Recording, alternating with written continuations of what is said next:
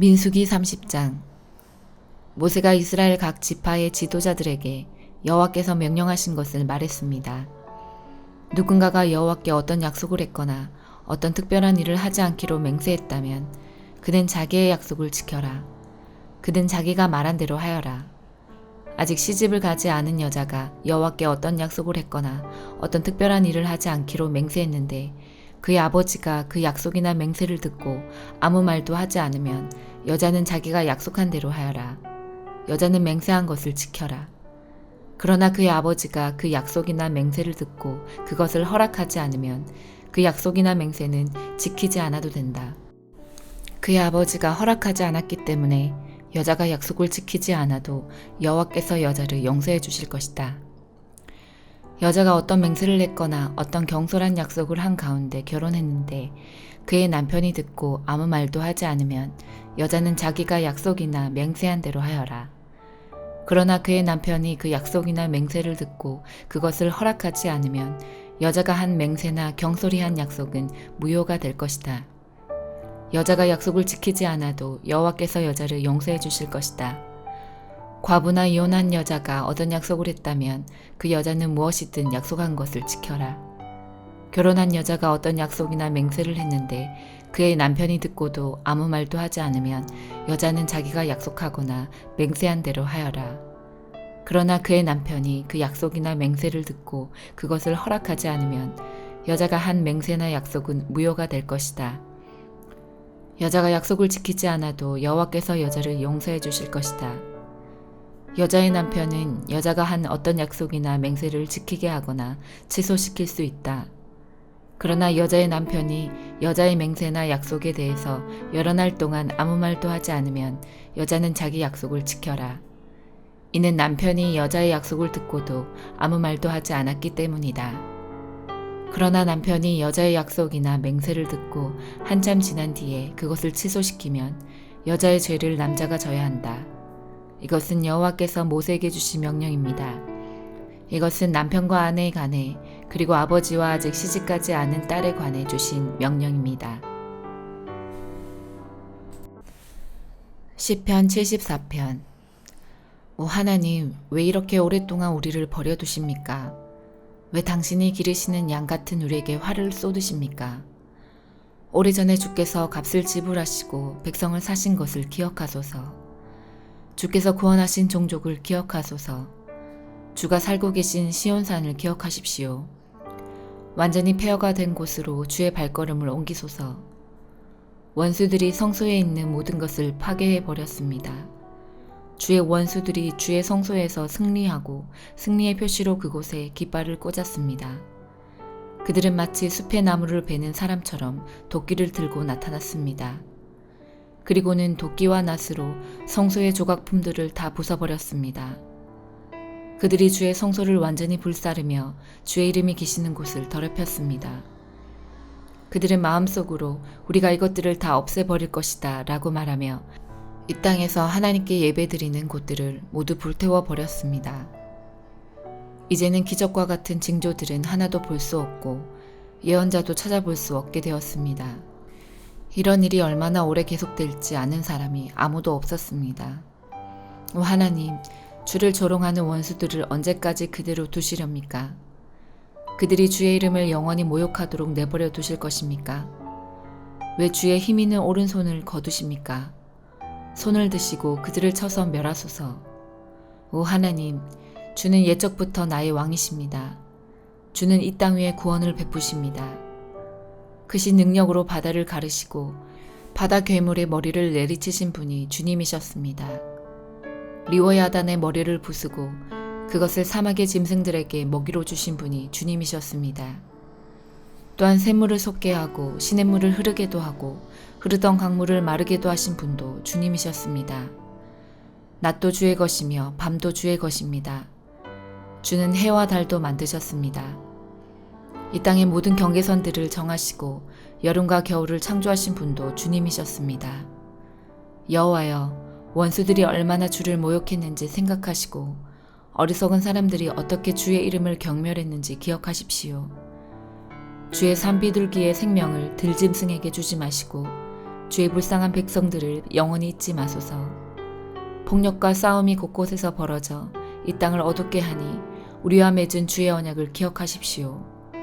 고통받는 주의 백성들이 부끄러움을 당하지 않게 해주소서. 가난하고 불쌍한 백성들이 주의 이름을 찬양하게 해주소서. 오 하나님, 일어나소서. 우리를 위해 변호해 주소서. 어리석은 자들이 어떻게 온종일 주를 조롱하는지 기억하십시오. 주께 맞서 대항하는 자들이 떠들어대는 말을 모른 채 하지 마시고 주의 원수들이 질러대는 소리를 기억하십시오. 이사야 22장. 이것은 이상 골짜기에 관한 경고의 말씀입니다. 너희 백성에게 무슨 일이 있기에 모두 지붕에 올라가 있느냐. 이 성은 소란스러웠던 성, 떠들썩하고 요란했던 성이다. 너희 백성은 칼에 죽은 것도 아니고 전쟁으로 죽은 것도 아니다.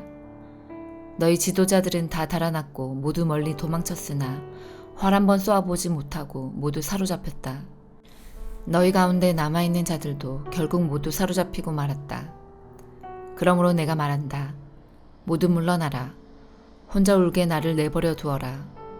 나의 가련한 백성이 멸망했다고 나를 위로하려 들지 마라.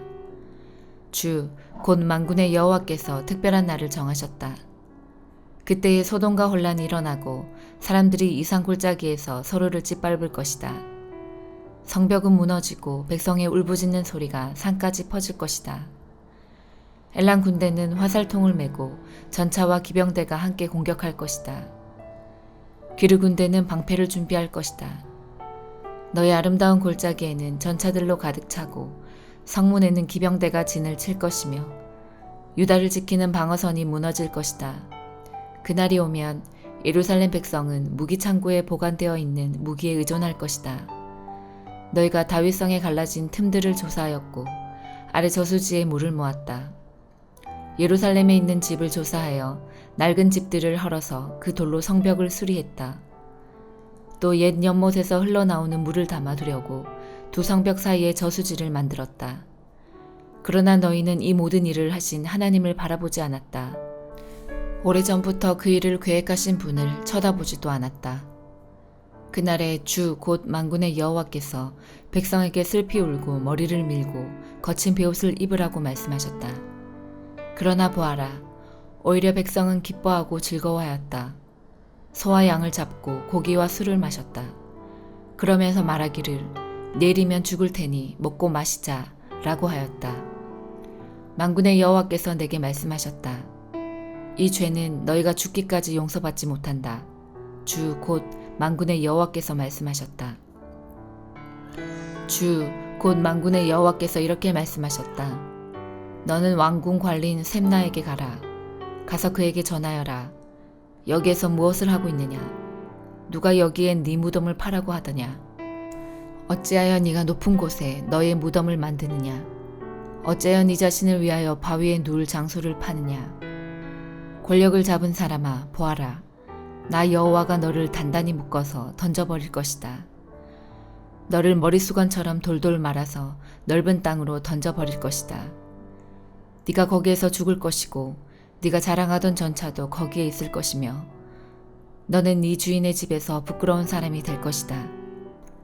내가 너를 이 높은 자리에서 쫓아내고 네 자리에서 너를 몰아내겠다.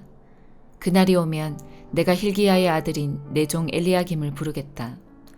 내가 네 옷을 빼앗아 그에게 입혀주고 네 허리띠를 그에게 둘러주겠다. 그리고 네가 차지하고 있는 높은 자리까지 그에게 주고 그를 예루살렘 백성과 유다 집안의 아버지가 되게 하겠다. 내가 또 다윗 집의 열쇠를 그의 어깨에 걸어주겠다. 그가 문을 열면 아무도 닫지 못하며 그가 문을 닫으면 아무도 열지 못할 것이다. 그가 단단한 판에 굳게 박힌 못처럼 견고해질 것이다. 그가 자기 집안을 영예롭게 할 것이다. 그의 집안의 모든 영광이 그에게 달릴 것이며 어른이나 어린이나 다 그에게 의지할 것이다. 그들이 마치 그에게 매달린 접시와 항아리들 같을 것이다. 만군의 여호와의 말씀이다. 그날이 오면 단단한 판에 박힌 못이 삭아서 부러져 떨어질 것이고 거기에 매달린 것도 다 깨져버릴 것이다. 여호와의 말씀이다. 베드로후서 3장. 사랑하는 여러분, 지금 나는 여러분에게 두 번째 편지를 쓰고 있습니다. 이 편지들이 여러분의 정직하고 진실한 마음을 일깨우는 데에 도움이 되었으면 좋겠습니다. 옛날 거룩한 예언자들이 전한 말씀과 구주 되신 우리 주님께서 사도들을 통해 우리에게 주신 명령을 기억하기 바랍니다. 마지막 때에 어떤 일이 일어날지 분명히 아십시오. 사람들이 자기들 하고 싶은 대로 악한 일을 하며 여러분을 비웃을 것입니다. 그들은 다시 온다고 약속한 예수는 도대체 어디 있습니까? 우리 조상들은 죽었고 이 세상은 창조된 후로 달라진 게 없지 않습니까? 라고 말할 것입니다. 그들은 옛적에 하나님께서 말씀으로 하늘과 땅을 지으시고 또한 땅이 물에서 나와 물로 이루어진 것을 일부러 잊으려고 합니다. 그 후 하나님께서 세상을 홍수로 멸하셨습니다. 또한 동일한 하나님의 말씀이 지금 이 세상의 하늘과 땅을 지키고 있습니다. 우리가 살고 있는 이 세상은 불로 멸망당할 것인데 마지막 심판날에 하나님을 믿지 않고 거역한 사람들과 함께 멸망될 것입니다. 그러나 사랑하는 여러분, 이 한 가지만은 잊지 마십시오. 주님께는 하루가 천년 같고 천년이 하루와도 같습니다. 우리 주님은 하시기로 약속하신 것을 뒤로 미루시는 분이 아닙니다.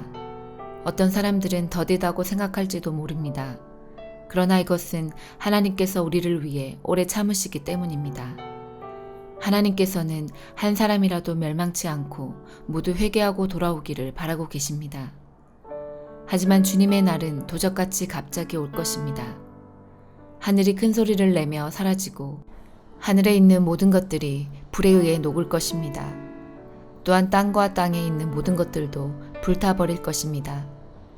모든 것이 이렇게 다 타버릴 텐데 여러분은 어떤 사람이 되어야 하겠습니까? 거룩하고 경건하게 살아야 하지 않겠습니까? 여러분은 그날이 오기를 손꼽아 기다려야 합니다. 그날에 하늘과 하늘에 있는 모든 것이 불타 없어지겠지만 하나님께서는 우리에게 약속하셨습니다. 정의가 살아있는 새하늘과 새 땅을 우리에게 주시겠다고 말입니다. 사랑하는 여러분, 그날을 기다리며 죄를 멀리하고 흠없이 살도록 노력하십시오. 하나님과 평안 가운데 거하시기 바랍니다. 우리 주님의 오래 참으심으로 우리가 구원받았다는 사실을 잊지 마시기 바랍니다. 사랑하는 형제 바울도 하나님께 받은 지혜로 이와 같은 편지를 여러분에게 보냈습니다. 바울이 그의 편지 가운데 이 모든 것을 써놓았습니다. 그의 편지 가운데 이해하기 힘든 부분이 조금 있어 몇몇 사람들이 그것을 잘못 설명하기도 하였습니다. 무식하고 믿음이 약한 사람들은 다른 성경도 잘못 해석합니다. 그러나 이것은 그들에게 스스로 멸망을 불러들일 뿐입니다. 사랑하는 여러분, 이제 이 모든 것을 알았으니 부디 조심하십시오. 악한 자들의 꾀임에 빠져 잘못된 길에 들어서지 말며 굳건한 믿음에서 떨어지지 않도록 주의하십시오. 오직 우리 구주 예수 그리스도를 아는 지식과 그의 은혜 가운데 자라나기를 빕니다. 이제부터 영원까지 주님께서 영광이 있기를 바랍니다. 아멘.